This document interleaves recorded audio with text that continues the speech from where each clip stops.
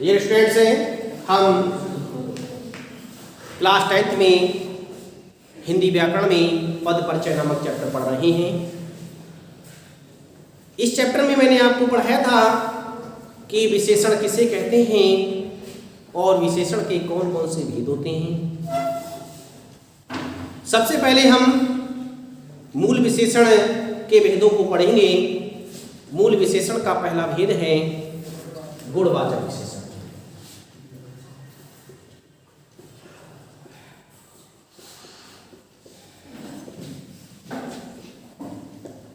गुणवाचक विशेषण, मैंने आपको बताया था कि गुणवाचक विशेषण उस विशेषण को कहा जाता है जो किसी संज्ञा या सर्वनाम के गुण का बोध कराते हैं। जैसे गुणवाचक विशेषण के अंतर्गत हम उदाहरण पढ़ेंगे। काला, नीला,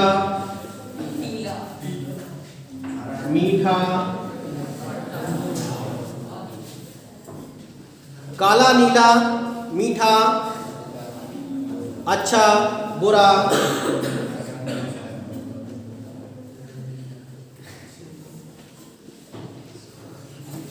अच्छा, बुरा, पतला, मोटा,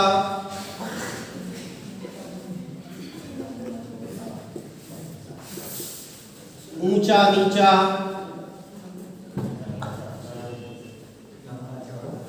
ये सभी गुणवाचक विशेषण के अंतर्गत आएंगे। यदि इन शब्दों का प्रयोग कहीं पर किया गया है तो वो सभी गुणवाचक विशेषण के अंतर्गत गिने जाएंगे। जैसे यदि हम इसे उदाहरण के माध्यम से समझेंगे, मोहन अच्छा लड़का है। मोहन अच्छा लड़का है तो यहां पर मोहन की एक अच्छाई का गुण बताया जा रहा है। गुणवाचक अच्छाई को भी बताता है और बुराई को भी बताता है। दोनों रूपों में हमें प्राप्त होता है, चाहे वो अच्छा हो या क्या हो, बुरा हो। तो ये हमें दोनों रूपों में प्राप्त होगा। तो हमने कहा कि मोहन अच्छा लड़का है तो यहाँ पर मोहन के अच्छे होने का ज्ञान कराया जा रहा है, इसलिए ये हमारा गुणवाचक विशेषण होगा। इसी तरह से और उदाहरण होगा कि आकाश नीला है।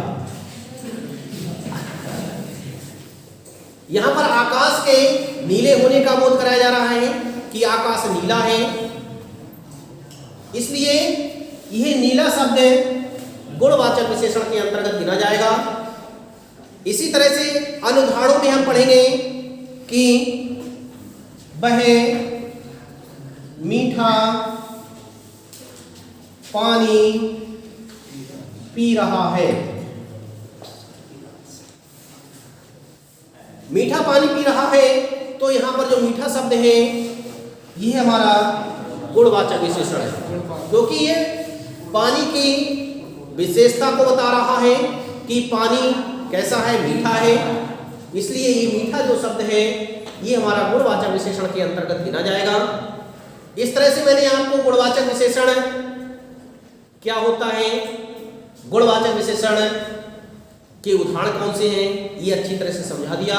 आपकी किताब में और भी उदाहरण दिए गए हैं जिन्हें देख करके आप अच्छी तरह से अपनी कॉपी में लिखेंगे।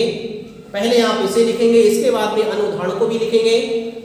और मैं आपको अगले जब भी ग्रामर का दिन आएगा उस दिन मैं आपको पढ़ाऊंगा कि परिमाणवाचक विशेषण किसे कहते हैं। जो भी मैंने आपको पढ़ाया है उसे अच्छी तरह से आपको अपनी कॉपी में लिखना है और कॉपी में लिखने के बाद उसे कॉलेज में जाकर के चेक भी कराना है।